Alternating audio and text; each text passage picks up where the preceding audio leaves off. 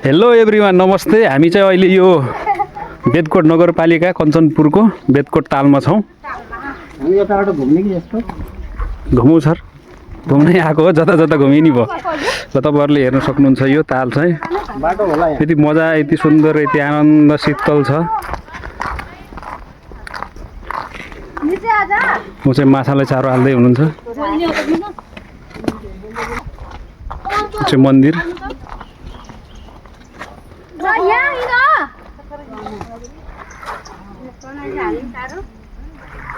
पहिला पाले थियो उसको उयो त अलि गति भएन क्या, पछि फेरि छोड्यो। कस्तो गति भन्नाले? अहिलेको मात्र यहाँ हो। हजुर, अलि नराम्रो गर्थ्यो र। ए बिरामी भने त्यस्तो भयो होला होइन? डुङ्गासुङ्गा चलाएको थियो त। हो, डुङ्गा चलाएको थियो पहिला, त्यो नाउ चलाएको थियो। नाउ पनि फापेन? फापेन। ए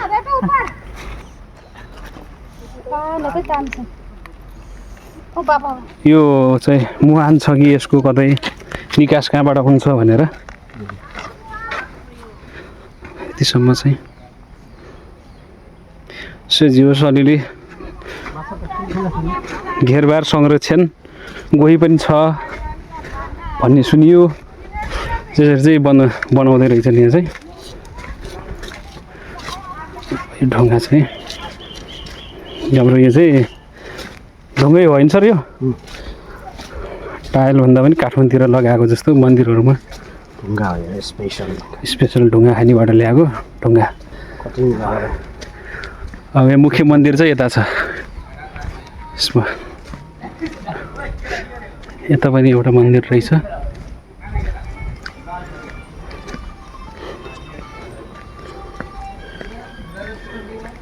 दुर्गा माताको मन्दिर हो कि जस्तो छ। घुम्दै जाँदाखेरि चाहिँ यहाँ यति ठुलो माछा चाहिँ खै के कारणले मर्या हो। यहाँ चाहिँ यति ठुलो माछा चाहिँ मरेर पाखातिर आएको रहेछ। यति मजाको ताल छ यो।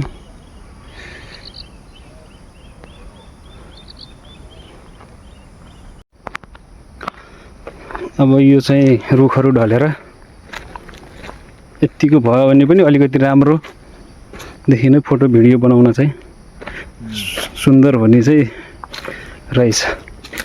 त्यहाँ ऊ होला सर, भाँसिएला सिम भयो त भाँसिन्छ त सर?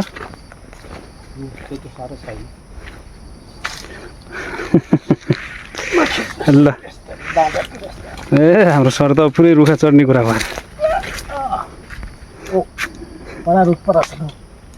चिलाउने सर्ला सर फेरि।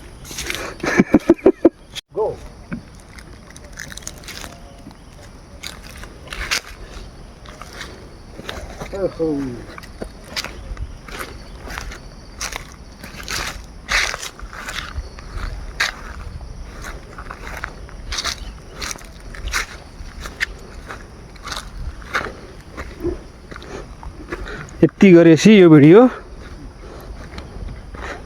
ए सर भाँचेला त्यो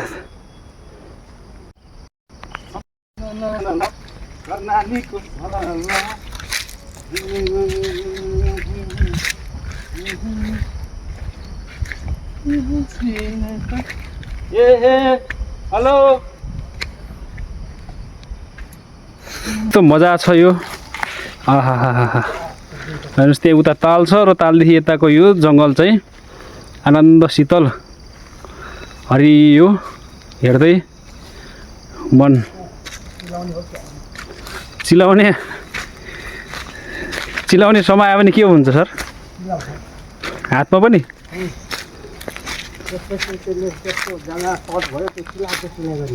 हो। मधेस खानु बुझी पहाड खानु पुग्यो भन्छ र। ढुङ्गामा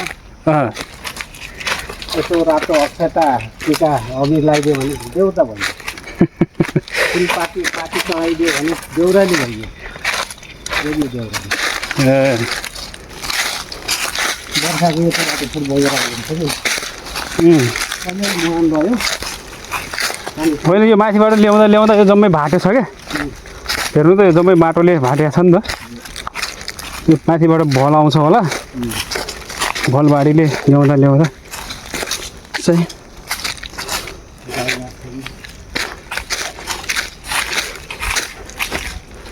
यता चाहिँ बाँदरै भेटिने हुन् बाँदर सर्प